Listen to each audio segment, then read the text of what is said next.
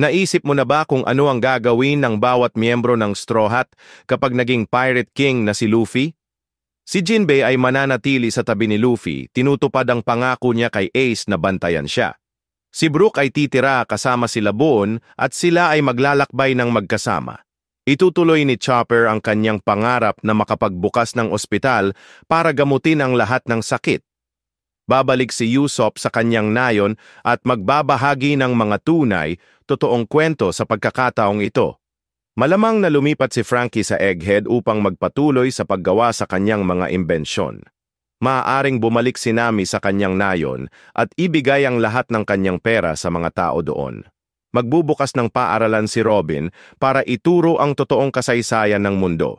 Maaaring piliin ni Sanji na manirahan sa Amazon Lily sa natitirang bahagi ng kanyang buhay. Si Zoro ay maglalayag upang makahanap ng isang taong sapat na malakas upang talunin siya.